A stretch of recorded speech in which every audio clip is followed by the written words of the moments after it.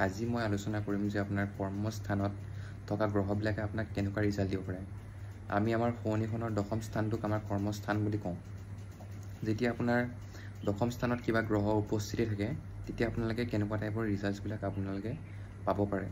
চবচে প্ৰথমে যদি মই আলোচনা কৰোঁ যে কৰ্মস্থানত আপোনাক কোনটো আপুনি লগ্ন পৰা চাব নে চন্দ্ৰ পৰা চাব, যিহেতু ডিপেণ্ড কৰে যে আপোনাৰ কোনটো বেছি ষ্ট্ৰং হয়।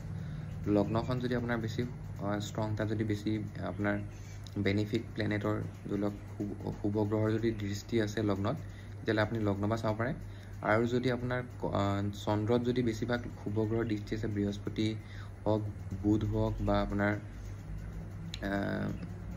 শুক্ৰ হওক, তেনেকুৱা গ্ৰহবিলাকৰ যদি দৃষ্টি আছে তেতিয়া আপুনি চন্দ্ৰৰ পৰা চাওক। চবচে প্ৰথমে যদি মই আলোচনা কৰোঁ যে আপোনাৰ দশম স্থানত যদি ৰবি থাকে, সূৰ্য যদি থাকে, তেতিয়া আপুনি কেনেকুৱা টাইমৰ কৰ্মক্ষেত্ৰত আপুনি আগবাঢ়িব পাৰে। যদি দশম স্থানত যদি প্ৰবল শক্তিশালী যদি ৰবি থাকে, তেতিয়াহ'লে ব্যক্তিয়ে এজন ডক্টৰো বনিব পাৰে, এজন গভৰ্ণমেণ্ট ভাল অফিচাৰ, এডমিনিষ্ট্ৰেটিভ পষ্টত থকা ব্যক্তি বনিব পাৰে। তাৰপিছত তেওঁ জুৱেলাৰীৰ লগত ৰিলেটেড বিজনেছো কৰিব পাৰে। আৰু এজন বহুত ভাল টিচাৰ বা ধৰি লওক এজন ভাল মন্দিৰৰ পূজাৰীও তেওঁ। দশম স্থানত যদি চন্দ্ৰ থাকে তেতিয়া সেই ব্যক্তিজনে ফুডৰ লগত ৰিলেটেড বিজনেছবিলাক কৰিব পাৰে বা ৱাটাৰ লগত ৰিলেটেড বিজনেছবিলাক কৰিব পাৰে। তাৰপিছত তেওঁ কোনোবা ৱাটাৰ লগত ৰিলেটেড কৰ্মক্ষেত্ৰতো জড়িত থাকিব পাৰে, তেনেকুৱা কিবা ৱাটাৰ ছাপ্লাই হওক বা তেনেকুৱা কিবা কৰ্মক্ষেত্ৰত কোম্পানীবিলাকৰ লগতো তেওঁ জড়িত থাকিব পাৰে। তাৰপিছত দশম স্থানত চন্দ্ৰ থাকিলেও ব্যক্তিজনে গভৰ্ণমেণ্ট জব কৰিব পাৰে, তেওঁ গভৰ্ণমেণ্ট জব কৰিব পৰা সম্ভাৱনাটো আছে। তাৰপিছত তেওঁ টেক্সটাইল ইণ্ডাষ্ট্ৰীবিলাকৰ লগতো জড়িত। মাৰ্চৰ যদি প্লেচমেণ্ট মংগল গ্ৰহ যদি দশম স্থানত থাকে তেতিয়াহ'লে ব্যক্তিজনে এজন ভাল চাইণ্টিষ্ট বনিব পাৰে।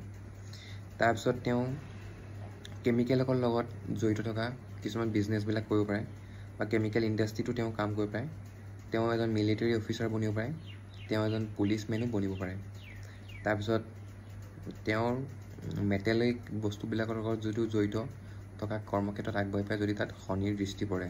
তেতিয়া বুধৰ যদি দশম স্থানত অৱস্থান থাকে, বুধ যদি দশম স্থানত উপস্থিত থাকে তেতিয়া ব্যক্তিজনক এজন মেথামেটিকেল টিচাৰ, লয়াৰ, পয়েট আৰু ক্লাৰ্ক বা একাউণ্টেণ্ট বনাব পাৰে।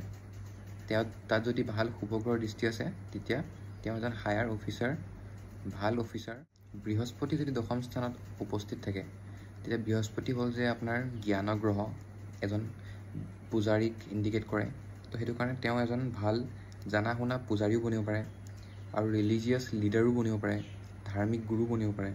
তাৰপিছত মিনিষ্টাৰো কিছুমান ক্ষেত্ৰত যদি ৰবিৰ লগত যদি কম্বিনেশ্যনত থাকে, যদি কনজাংশ্যনত থাকে ৰবিৰ লগত বা ৰবিয়ে যদি দৃষ্টি কৰে তেতিয়া তেওঁ এজন ভাল গভৰ্ণমেণ্টৰ অফিচাৰো বনিব পাৰে।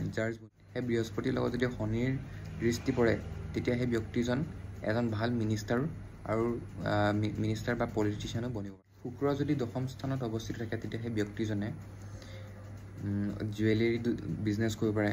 তাৰপিছত তেওঁ টেক্সটাইল ইণ্ডাষ্ট্ৰিজবিলাকো বনাব পাৰে, টেক্সটাইল কাম কৰিব পাৰে। তাৰপিছত মেডিচিনৰ লগত ৰিলেটেড প্ৰফেশ্যনো তেওঁ ৰিলেশ্যন হ'ব পাৰে।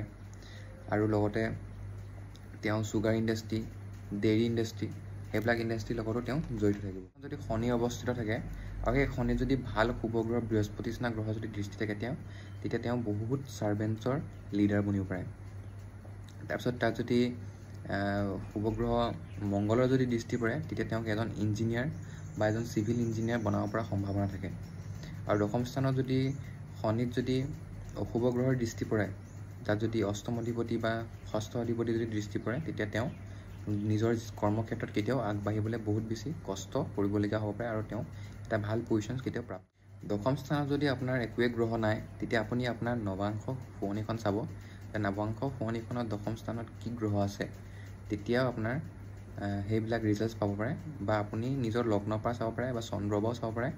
সেই দুটা জেগাৰ পৰা চাব। তাৰ পৰা যদি দুটাতে যদি একো গ্ৰহ নাথাকে তেতিয়াহ'লে আপোনাৰ যোনখন নৱাংশ শুৱনি, সেই নৱাংশ শুৱনিখনৰ মতে দশম স্থানত কি গ্ৰহ বহিছে তাৰ পৰা আপুনি এইকেইটা ফল পাব পাৰে।